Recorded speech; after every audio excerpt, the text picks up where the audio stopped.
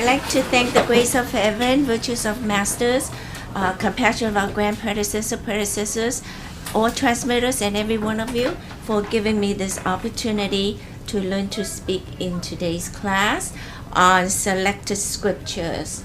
I originally selected 4 or 5 different scriptures, but today it's Sakyamuni Buddha's birthday. That's why we did that extra 5 bows at the end.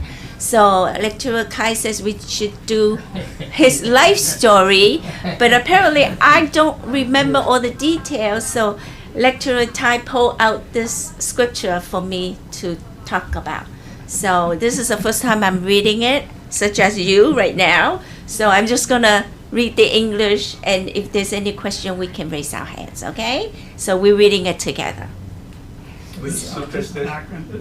Which sutra is this? No, this is from Dissertation? I don't know if it's a Dharma class or something. It's from 2011. In Nepal. Oh, okay. Nepal, okay. Probably a samurai. Yeah, a temple in Nepal, yeah. So we have a Tao temple there, huh? Well, that's pretty good. Of course. Oh yeah, that's true. So he says, I am Buddha Sakyamuni. His first name is Siddhartha Gautama. Gautama is yes. It's clan. Clan. Surname, clanning. Yeah. Okay. After paying respect to our Almighty God and under the decree of Almighty God, I have come back to this earthly world. Does everyone feel peaceful? We meet here again to continue our past affinity. I guess the people in Nepal has a past affinity with Sakyamuni Buddha, and that's why he channeled in. Or is it a sand writing? Well, it should be sand. It is. Oh, sand writing. I think so. Okay. Because So- it mentions it. Yeah, so usually when the Buddha has a good affinity with the members, that particular Buddha will come in and talk to them. Especially since he was from. Yeah. Oh, yeah. Yeah. That time. So it makes sense. Exactly. That region. So we meet here again to continue our past affinity, clear our mind in order to listen. I think about from the long kalpas ago, one had to cultivate first and then receive later and establish good affinity for the future. So that's kalpas ago when What's a kalpa, by the way? How many years? Yeah, wow. eon years. Long time. So a long time ago, one has to cultivate completely to show they are worthy enough for the Buddhas to give them that one point of transmission. But now we are in the salvation of the 3 realms. God has mercy and said, let them receive the Tao first and then cultivate. So we are very fortunate. So we should cherish this moment that we all receive first, but we must continue to cultivate. In the past, there were plenty of cultivators, but only a few achieved enlightenment.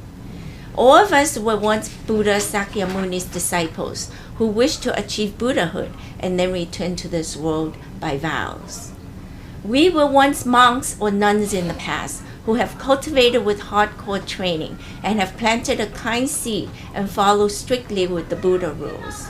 We have already made a promise to one another previously to propagate Tao and sail together in the same Tao boat to save sentient beings. You see how that affinity is? Okay, so yeah. Fortunately, the great Tao has spread widely, and we receive Tao at this right moment. Understand our mind and see our true nature.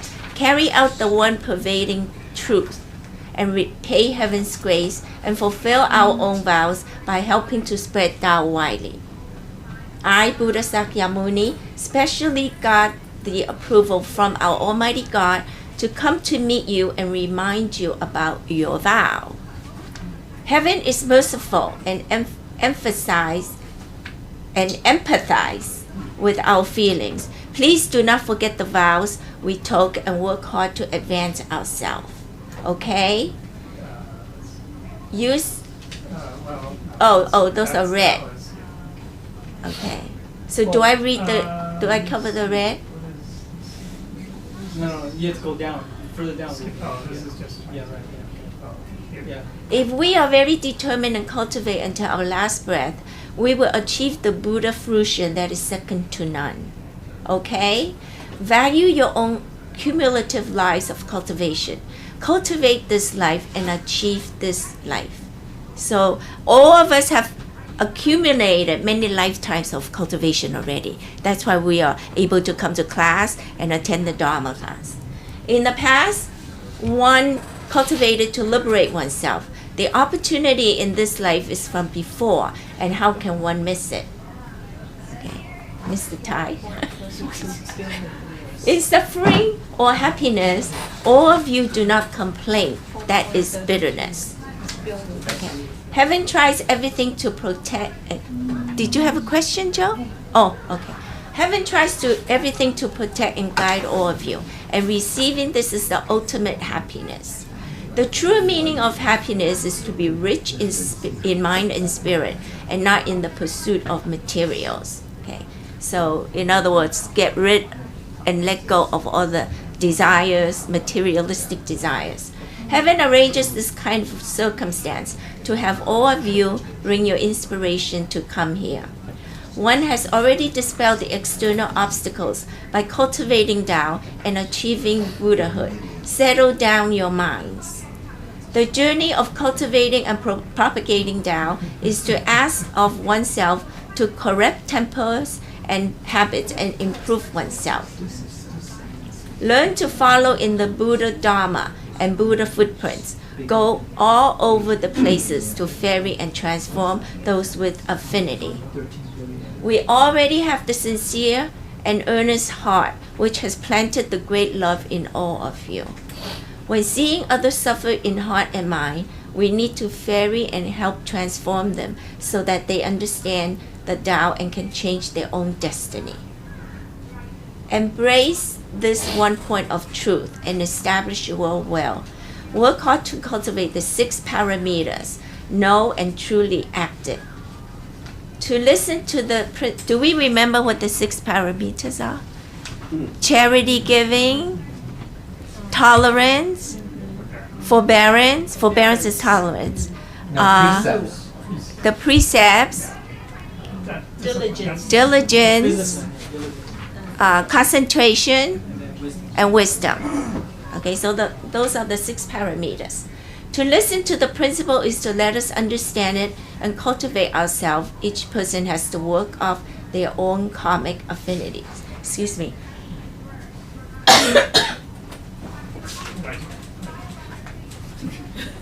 Sorry.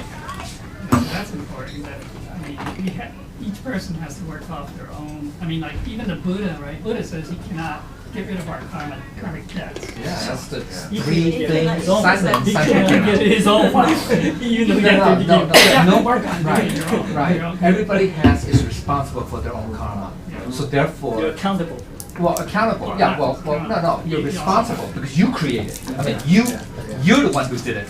Buddha didn't do it for you, right? So therefore, you are responsible to resolve it yourself. So that's why. If you understand that, because that's law of causality. That's law of causality. Can I ask a question? Yeah. As far as dealing with the issue of transferring and marriage. Mhm. Okay, so as far as dealing with, if you having nuns and monks praying for other people who have, caused offenses, then their transfer of their merits of their goodness is supposed to help relieve the karma of those who have violated marriage. Yeah, but it does not erase the karma. That's important. It could mitigate. It could, you can make lessen, reduce, but it doesn't resolve it. I mean, it doesn't eliminate. Makes Well, sense. I mean, the measurement the damage was done. Yeah. But as far The as seed is already planted. Okay, but say like, it's like cleaning up the water. Okay, with Project Rinse. Well, you have to clean up the water. Okay. So let's move on. Go ahead. Okay, we have taken the vows and are here to fulfill these vows in this life. So all the vows that we have taken, we must fulfill them in order to go back. To repay the grace of heaven's mercy in descending the Tao, I borrow this opportunity to write in the sandbox, to leave you the promise you have made in the past.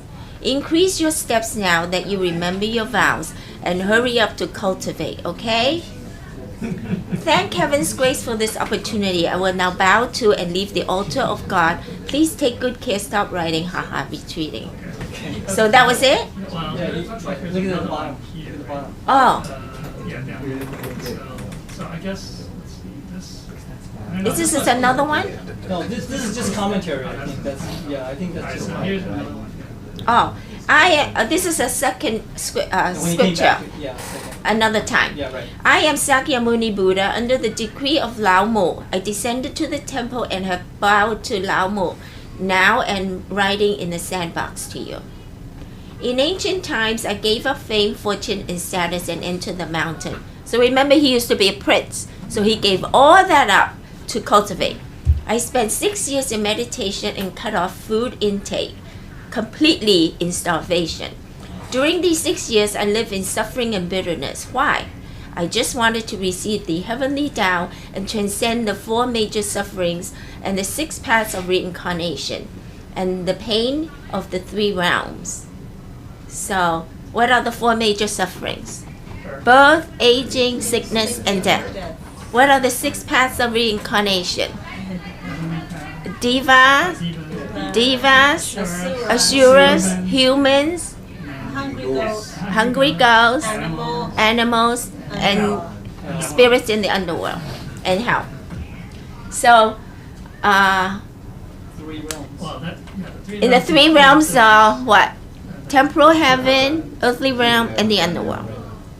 That was also the reason why I was able to realize that it was far better to let our spiritual nature enjoy tens and tens thousands of years of bliss than to let the physical body enjoy merely 100 years of happiness. If a person is held back by name, fame, and fortune and desires now, once they close their eyes, where can they go? And what can they bring with them? I guarded myself in the mountain with extreme hardship and also gave up my body to ask for the great Tao. He went through so much suffering to ask for this great Tao. Did we go through any suffering? No. We needed the introducer to keep pushing us to come and pulling us and dragging us. That was that was our suffering. My mind heart pervaded through that of heaven not long after I received the 1 point from ancient Buddha Randan, who opened my heavenly portal and I achieved my wish. And then I also transmitted this precious true Dharma to my disciple. After my life ended, the saints and Buddhas came to bring me back to the complete, pure, and blissful absolute heaven. And I arrived as I wished at the absolute place that could neither be created nor destroyed. That's where we want to go. That's nirvana. Okay, nirvana. Dharma Yeah, 究竟界 that's where we want to go. absolute realm, whatever. Afterwards, my disciples wanted to preserve my holy mission on the earthly world and hence have left scriptures and classics behind. So do I read the red part? Yeah. I did not recite the sutras to become a Buddha. I achieved Buddhahood because I received the precious secrets of the heavenly Tao.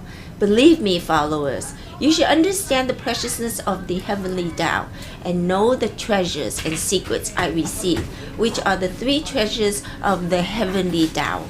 Whether it is in the classics or scriptures, all of them contain this heavenly Tao. They did not reveal. The sutras and classics are not to be chanted. They are to be comprehended with their true meaning. Then follow what the sutras and classics say and the right way to work hard for the Tao. The one-on-one transmission from the ancient times has changed into universal salvation in the present time.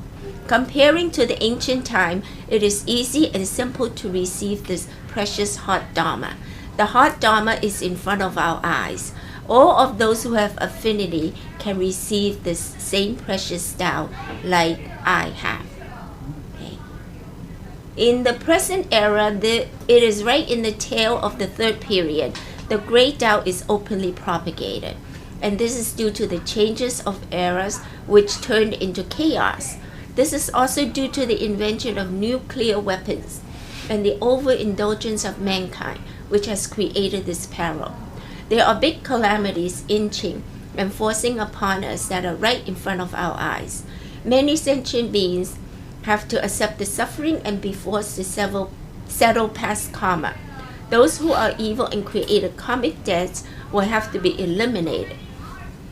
In heaven, Lao Mu is saddened by this and hence has allowed the open propagation of Tao. Since Tao is open, everyone has the opportunity to receive this precious hot Dharma in order to return to the absolute, blissful, pure land. I have endured sufferings and hardships in order to receive the three treasures. They are truly precious. The conditions to receive the three treasures were to leave one's home and guard oneself in the mountain, to live through many decades of seasons, cut off from food and delusions, which were truly very difficult cultivation. Please realize this perfect time and come to receive Tao and receive the same three treasures that I also receive. We don't think of the three treasures as that precious because we didn't go through all that suffering. Right. We take it for granted. Yep. And 99% of the people don't even remember what they are. Yeah, I know. Okay? So it is super important that we remember, otherwise we gotta come back. See, I think that the problem is you make it too easy for them to Yes. get it. So they don't realize how precious it is. Yes. And it's really difficult for them to say, wow, you have to really work to get it. Then they'll remember it. If it's not that precious, would heaven make it a secret? Right? You think about it. The temple is a merciful boat. After establishing a temple, we must ferry and save countless sentient beings to come on board. It is one merit to save one person, which also becomes your own virtue. Don't let the temple become a boat that no one boards. Hope we do our best to ferry countless people. This merit will only be revealed after one returns to heaven. It does not matter how high one's position or how rich one is. As soon as one closes one's eyes, one's two hands will be empty. At that time, heaven will determine one's position based upon one's merits and virtues. One picks one's 9 layers of fruition, not heaven. One can enter the higher fruition if one establishes virtues. It is hard for one to rise and progress if one does not establish virtues. So virtues and merits are super important also. Okay? Those who have been transmitted the secrets of the heavenly Tao will not be reborn into the suffering reincarnation of the 4 births and 6 paths, and will avoid acceptance of the 4 major sufferings. And they can also avoid the 3 calamities and 8 sufferings. 3 calamities are what? The water, the fire, and the wind. And the 8 sufferings are, Well, it includes the 4, yes, and then plus to Being separate from your loved ones. yeah, and having to face someone that we dislike. Yeah, right. And unable to get your Desire, Yeah. Fulfill your wishes. It's what to And fourth one is mental, and whatever that thing the is. aggregates, the 5 Yeah. Oh, aggregates. and it's Aggregates, skandals, yeah. Five The skandals. 5 Okay. scanners. the influences of the Yeah. five. Arising from the Thinking that 5 that's- scanners. okay. True, reality. Thank you. After their life ends, they will return to Conscious of absolute that. heaven and hence can cut off the affinity with the underworld. Absolute heaven means forever bliss, that is constant and changeless, which is the place where all the sages, saints, and Buddhas live.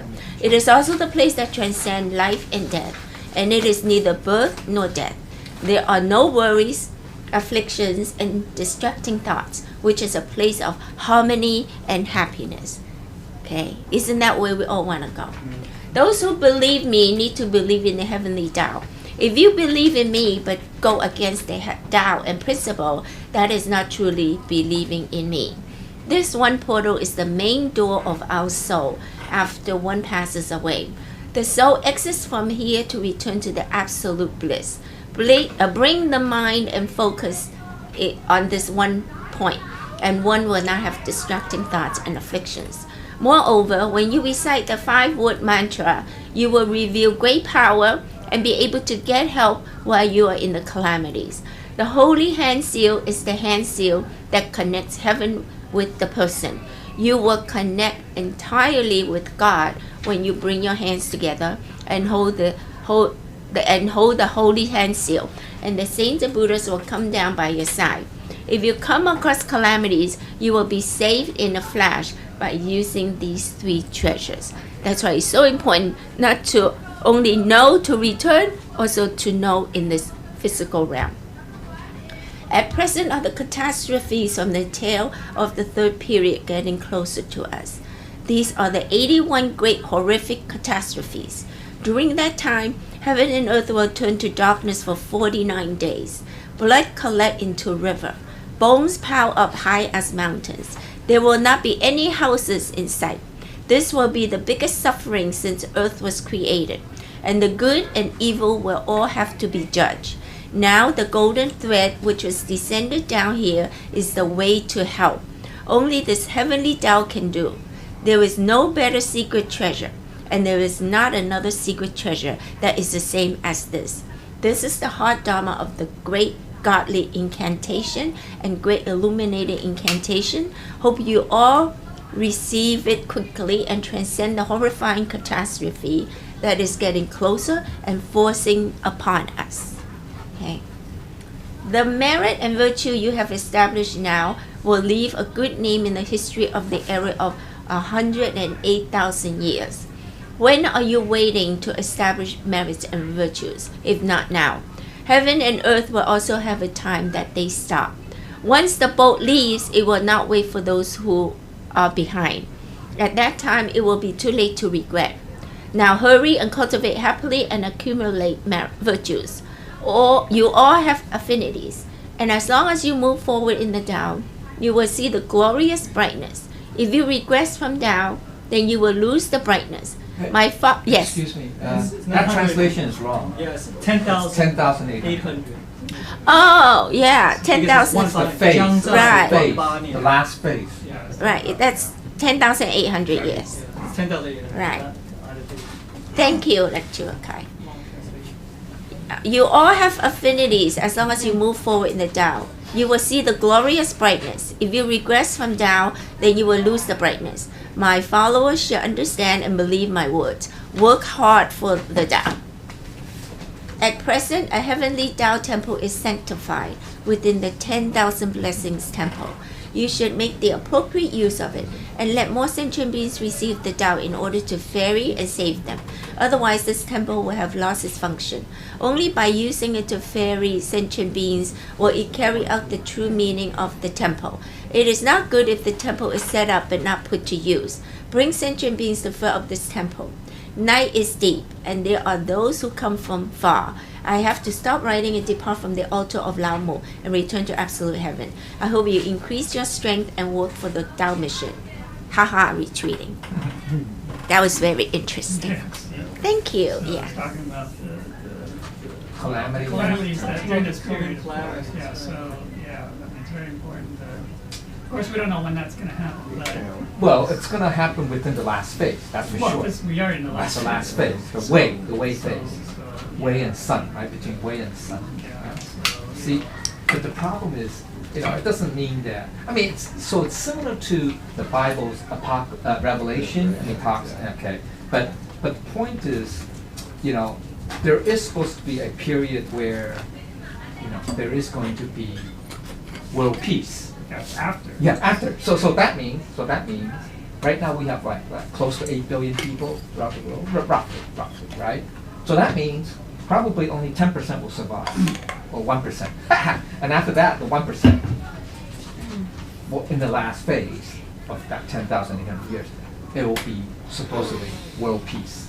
So that's pretty sad. It just means that 90+% of people are going to perish, and it's sad because throughout history, maybe even before human history, maybe since the time of the dinosaurs or the whatever great extinction level events, this is like considered an almost extinction level event, like all the sci-fi movies, a meteor hitting the Earth, blah blah blah. So we'll be experiencing what the dinosaurs experienced. That's pretty sad because when the dinosaurs are around, right? When the asteroid hit, or supposedly asteroid hit, right? 99% of living animals died, right? So we'll be doing the same thing. We'll be suffering the same fate. That's pretty sad. That's pretty sad. But I guess that's because, partly of it is the karma comes due, and this is the end of a cycle.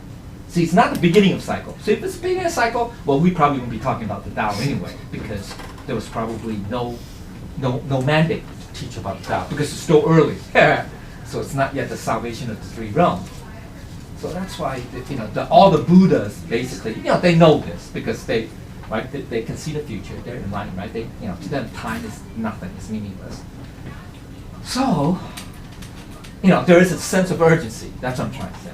So, we should, and this links to the first class this morning, right? Transmitter Ray talked about what's the topic? What's the number 6, right? Which is what? To stress more holy versus material, right? So it's kind of like there's an urgency to say, hey, we should all wake up and understand and realize, hey, what's more important today? Should I be worried about my career? Should I be making more money? Should I be buying more cars? Or should I be dating this and that? Or should I be, whatever. Okay, so, if that's your pursuit, well, we're going to end up probably that 99% group. Okay, so, and also, what is more eternal? I mean, what is longer, right? What is longer? Is it this physical life, just this one life where I can enjoy whatever I want or whatever? Or, if I'm not going to make it out of that 99% group, right? What's going to happen to me afterwards, right? Am I going to have to come back again and repeat all over again, right? For God knows how long. So that's why, there is a sense of urgency that, we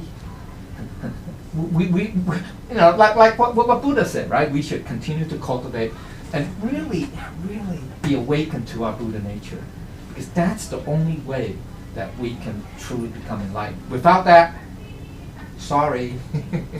Yes, Yeah. I'm sorry. To put it in context, though, when we say, oh, okay, you shouldn't pursue, which is more important to pursue this or that, what is your career, your family, whatever. It's not to say that there's no pursuit of it. Okay, that's not what it's meant. Of course. The Not to drop pursuit of everything. it is just to say that, yeah, if you're a student, you're damn right. I'm going to, to use that damn word, is to say that I'm going to go for my career, because that's my studies or whatever will be emphasis towards that, and that is true. So what is meant by that is to say the fact that, yeah, these things that you need, you can pursue. Okay, it is true that you can still have to. No, they're all pursue. short term. Okay. Those are short term goals. Yeah, but realizing the fact that because there is a point in time where this pursuit will no longer be there, or there's no need for that pursuit, you then must balance your time or your resources, whatever, to try also pursue that which is long term. Okay, long term meaning not lifelong term, but spiritual long term. Okay, so understand the fact that when you go out from college or whatever, finish from college, you're right. I'm going to start looking for a job or whatever, unless I have somebody who can support me all the time. But the point is that you still have to pursue what you need for this phenomenal world. In this phenomenal world, you still need to pursue that. Okay? But the emphasis should be the fact that understand that this is just a life short term or life period experience, but there's something that you need to pursue beyond that. Okay, so more importantly, I guess, really, is to say it's a balance. Yeah, it's a matter of degree. Yeah, it's a balance. Yeah, you didn't say, it's not to say that, you can't have a job, you can't have a family. No, because you still have to survive, right? You still have to live. And you live still in have to this world. You still need a roof, right, over your head, or, right, okay? And you still have to put food on the table. But the emphasis should not be solely on that. Because right now, in today's world, especially in today's world, when we have this fast changing world, right? Because of technology, right? Fast changing. Today we have this, tomorrow we have something else new, and then it just continues, right? So that becomes so attractive to us, right? Because we're always pursuing something. I want this, then, right? And that we become hooked on it. you can say addicted almost. And then we lose sight. We lose sight of what is truly the purpose of life, right? I mean, we no longer, it's all materialistic. Everything's materialistic now, right? Okay? And that's the problem. That's the problem. 1,000 years ago, when technology is not this advanced, then things are a little bit easier. Oh, I just know, okay, now springtime, time to plow the field, plant the fields. Come autumn, oh, time to harvest, right? So it's very, you can say simple, very simple. Things are very regular, very slow. You can say slow. Change comes slowly. So maybe there's more time to reflect, more time to pursue other things. But today, my God, everything changes instantly, right? Today we have Facebook. Yesterday we had Facebook. I don't know. Today we have something else. And maybe tomorrow we have something new, right? Right? And that's the problem. We get so hooked onto it, addicted. You can say something like that. So we should not lose sight of these worldly pursuits. They're only temporary, and it's always subject to change. What you think is new today is obsolete tomorrow. Hello, right? So it's a rat race. It's like a rat race, right? So if we lose sight of the spiritual side, that's what 众圣轻凡 means, right? The spiritual side, or that we say, whole divine aspect. I.e., we don't realize that we have a Buddha nature that's everlasting, and that's what we should be looking at on the long term. And then in the short term, yes, we get a job, we put a roof over our heads, etc., etc. But that's not the end-all, be-all. That's important. That's not the end-all for be-all. But for 99% of the world, that is the end-all, be-all, unfortunately. So then we should say, wait a minute, I can still get a job, do that. But you don't need to have the best job. You don't need to have the best house or the biggest house or whatever, or the prettiest clothes or whatever, okay? But as long as it's sufficient to put a roof over my head, so that I'm not starving, whatever, then you should say, wait a minute, but in the long run, I still have to achieve this. So we can continue to pursue, right? To study, to cultivate, to, Yeah. The realization, the important part is the realization, is the fact that you pursue these things, okay, whether it's your job or whatever, as a means to continue your spiritual cultivation, as a means. Yeah. Unfortunately, people don't do that because they don't realize that. You don't try to reverse it and say, it's the only thing there is. Right.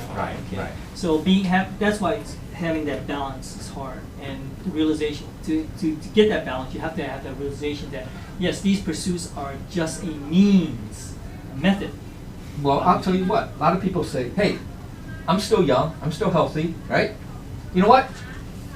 I'm not going to cultivate yet. It's not time yet. It's time to pursue my career. It's time to blah blah blah. Whatever. I don't know. Whatever. Wait till I'm retired. Then I'll do that." Well, there's a catch with that. I mean, that's what most normal people would say, right? Most rational people would think like that. Well, the problem is there's no guarantee tomorrow you're going to wake up. That's the problem. That's the problem. You can't predict your fate. You can't say, oh, I know I'm going to live to 80 years. So, you know what? I'll start cultivating at age 70. I got 10 years time to cultivate. No, that's wrong thinking, right? Because you don't know your fate. Can you guarantee that you're going to live that long? No guarantee. That's the problem. See, like Warren Buffett said that he's so rich, he have all this money, he could buy anything he wants in the world but one thing. What's that one thing? You can't buy time. Oh, buy time. You can't buy time. So that's not a good notion to think that way. Yeah, but the other aspect is, okay, so you have a career, you make a living, right? But besides the what's just necessary for you to survive, right? Beyond that, we usually pursue more than just that. Yeah, just a unfortunately. basic, Yeah. necessity, right? We go beyond that.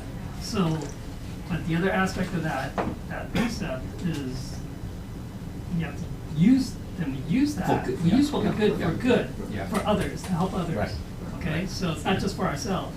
Right? In Buddhism, the way they define good and evil if it's evil, it's for me that it's Right, evil. right, It's right. good. It's for selfish, other- yeah, Yeah. that's So good. it's actually being selfish and unselfish.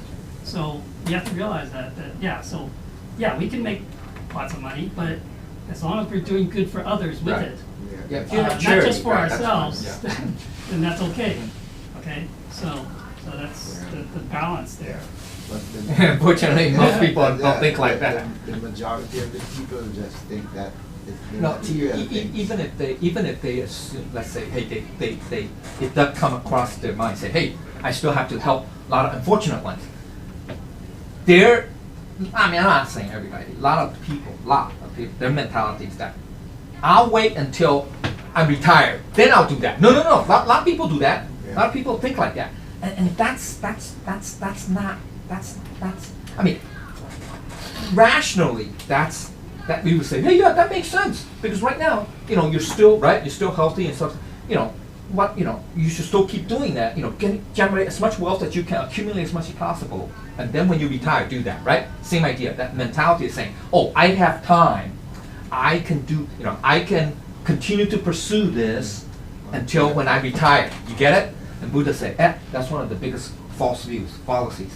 We think we have the time, but there's no guarantee that I'm going to live to 100, 80, whatever. Do you get it? You could go tomorrow. And what are you going to do with all the wealth? You did nothing, right? So you're right. So we need a balance, okay? And but that comes from some kind of realization. I mean, we also have stories, like Jean talked about it, right? A rich guy who had a mansion, right? He needed a manager to manage that mansion because he had to hire 10 people to manage his mansion or to take care of his mansion, right? One takes care of the pool, one takes care of the landscape, one takes care of the tennis court, I don't know. Then he realized, wait a minute, what am I doing all this for? So he gave it all up and he lived in a trailer home or something like that. Yeah, okay, mobile so, home. but that's the other extreme. Mobile home. So that's the other extreme, And he right? rides You a get it? bicycle. But how many people actually, I'm talking about wealthy people, okay, actually did what he did? I would say very few. I think that's safe to say. Right? Okay, so now he's still alive, but he's still relatively young, right? He's not very young, yeah. Yeah, relatively, yeah. So he's fortunate, right? But how many stories we hear? Wealthy people who suddenly die. Oh, they die so young, 20, 30, 40, 50, whatever, right? Stuff like that. So I think, the point is, how does an individual come to realize the importance of saying, hey, I have to balance this material living, okay, with something that's a little bit more, you can say, charitable, giving, etc., whatever, or spiritual, just we say spiritual, okay. So that comes to this one thing. That comes to this one thing: understanding the Four Noble Truths. If you don't understand the Four Noble Truths, it'd probably be very difficult to come to that realization or that viewpoint. You understand? Right? Yes, a lot of times you have to come to the verge of death. To Right. When you encounter come to a life, realization. right? Like you survive a disaster or something. Severe illness. Or you survive an illness, Yeah. cancer, whatever, or an accident, or whatnot. It kind of like put the fear of God in you and say, hello, your life is very, very what? Right, very vulnerable or unpredictable, right? And you could suddenly go the next minute. And then that puts the fear of God and say, hey, wait a minute, I could die tomorrow. So I better start doing something about it, right? Unfortunately, most of us will not encounter that. But hey, according to the Bible and others, there's supposed to be 81 major catastrophes or categories of catastrophes happening in the within probably this 100 years, okay, or so. All right. So. No, I don't know. I think it's more than that. It's in this period of time. Just Yeah, you're right. Yeah, probably. Wait. Yeah, within this. Yeah. 10,000. Yeah. When we, it is true that when we're young still and we're vibrating all this stuff, we sometimes fool ourselves into thinking that okay, yeah, I'm willing to do this balance, but this balance in terms of a lifetime. That's the wrong perception. Right. Okay. Right. You need to look at it as a balance at every moment Right. in your life. Right. That's good. Yeah, Every that's, moment that's, in your life. yeah. Okay, this balance, have this balance at every moment. Yeah, Not- because you can't predict how long you're going to live. well, yeah. Besides that, because it is true that people said, hey, you know, in order to help people, I have to be successful, and all I have the means to help people. That is true. That is true. That's one aspect.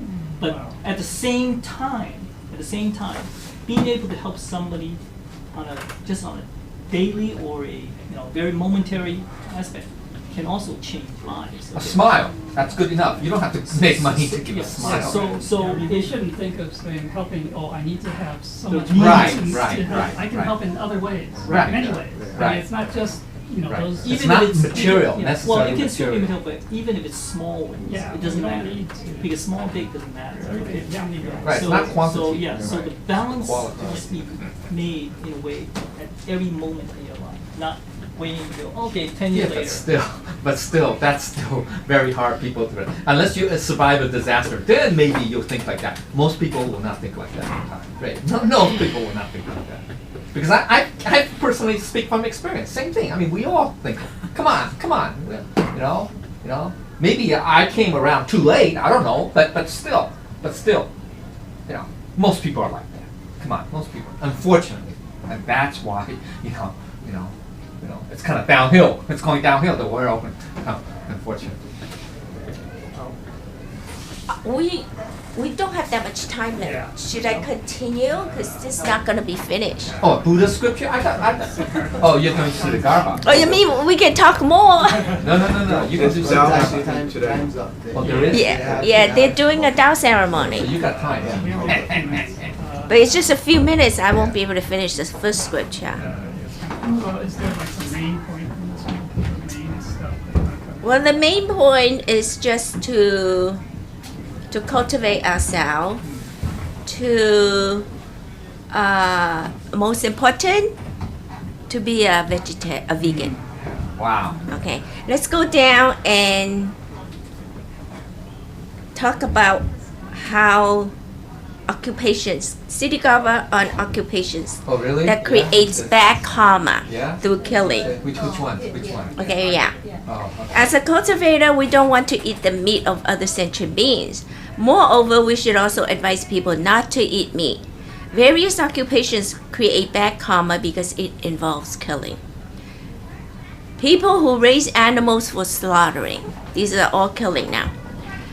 People that work in slaughterhouses. Peddlers who sell fish and meat, like chicken, pork, beef, lamb, etc. Owners or investors of supermarkets that sell meat and fish. Anyone who works for a restaurant that serves meat and fish, such as owners, investors, chefs, waiters, Wow. waitresses, dishwashers, and busboys. Wow. Drivers who transport fish and meat to markets for sale, or drivers who transport animals to be slaughtered. So it's Because they're all involved in that chain. Yeah. Nice. Anything that's involved in the chain, in that So- chain, that You're leads enabling to it, helping it. killing. Yeah, Yeah. yeah. Right. Wow. Okay, Scary. so- sense that the store that sells like fish, what the tacos, right, to catch fish, Oh, or fishing for harvest, Fishing line. or even Yeah. at or the aquarium. Wow, Yeah, man. yeah. So, Ksitigarbha talks a little more detail about these occupations. When it comes to working at a restaurant, if the restaurant offers meat dishes, although people who work at such restaurant, for example, the owners, the investors, or shareholders, merely fund the business and do not engage in the killing of animals firsthand, and they may not eat animal meat, they still have to share a fraction of the bad karma. This type of karma is known as collective or common karma. Even the attendants and cleaning staff of a non-vegetarian restaurant are responsible for part of the bad karma, because without the service they render, the restaurant will not operate by itself. But this type of karma is an indirect one. Okay? So it's very detailed.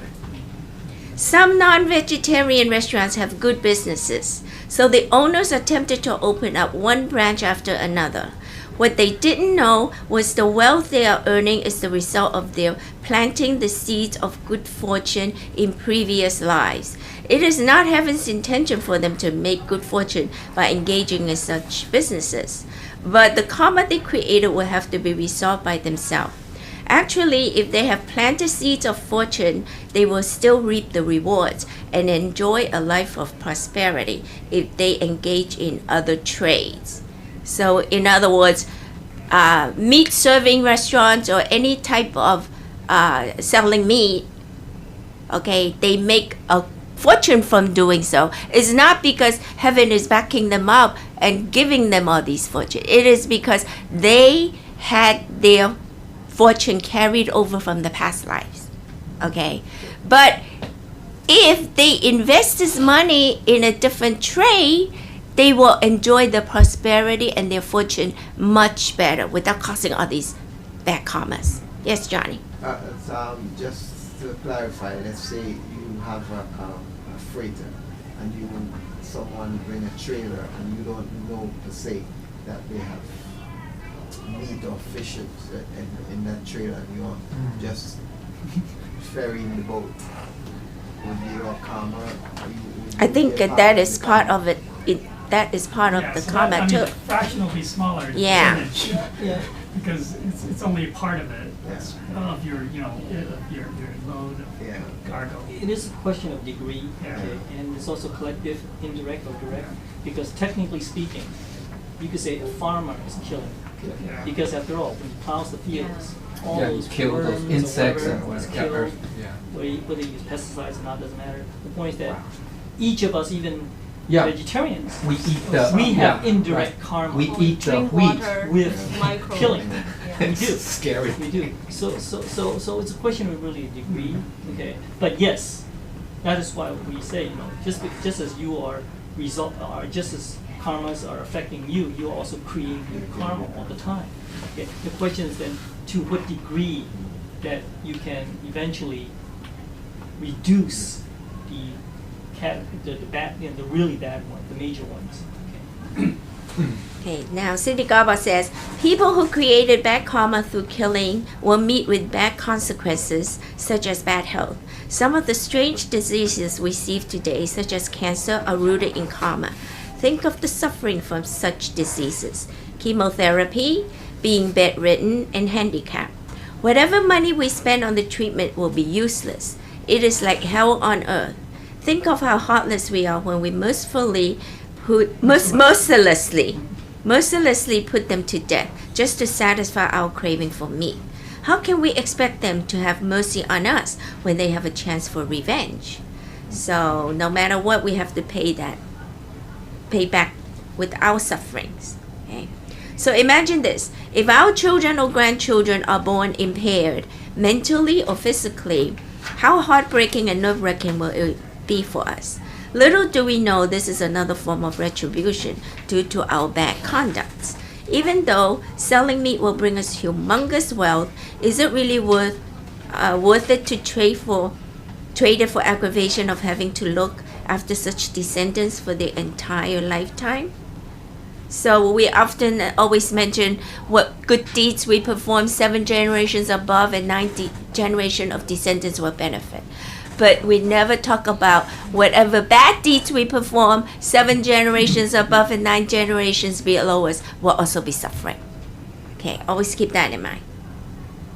When people don't experience this karmic consequence, they don't believe in causality, but they don't realize the punishment is even greater after they die. After we pass away, we have no physical form. It is very hard to seek help from family and relatives in human realm. No matter how we beg them for help, they couldn't hear us because we are in 2 different realms.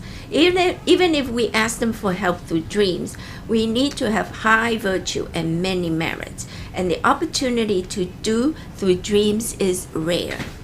I want to advise human beings to quit eating meat and convert to vegetarianism as soon as possible. If we disregard this and continue on the path of eating meat, someday the karmic debt collectors will come in the speed of lightning and momentum of an avalanche. We would cry our heart out and no one could rescue us. We are only left to regret. So don't say causality never occurs. It strikes our descendants in the long run and us in the short term. Okay? So any questions about That's it? That's the that is yeah, I just covered that part. So if you want we can talk about it. Just to emphasize it again, yeah, it is the degree. So that's why, even though we encourage vegetarian is not to say that okay, I won't get any more bad. No. I won't get any bad effects of karma. Okay. Yes, it is true in the sense that you don't create new bad karma. More bad karma. But your past karma is still your past karma, negative or positive otherwise. Okay. So, but it is still a question of degree. As I mentioned, the farmer, he's killing it. Even though we're Yeah, that's vegetarian, we still are creating karma, indirectly related. So that is why when we say, hey, wait a minute, why is it that 99% of the people will die? It's collective. It's the collective of karma. Okay, and it reaches a point where it's time to literally collect. Okay, so you go. Okay, so that is why very few will really remain. Okay, very few. Okay, and these are the few. It's not to say that they themselves don't have indirect karma. It's just that the degree in which that they have this negative karma is very low. That's all. Okay, thank you. So Jean, maybe you should say who Ksitigarbha is. Oh, Ksitigarbha is the Buddha in the underworld. Okay, if we go to the beginning of the scripture, he made great vows. This is his vow. Yeah. I vow, the very beginning, I vow not to become a Buddha or achieve Buddhahood if the underworld is not empty. So think about it. Is the underworld ever going to be empty? That's sad. Okay.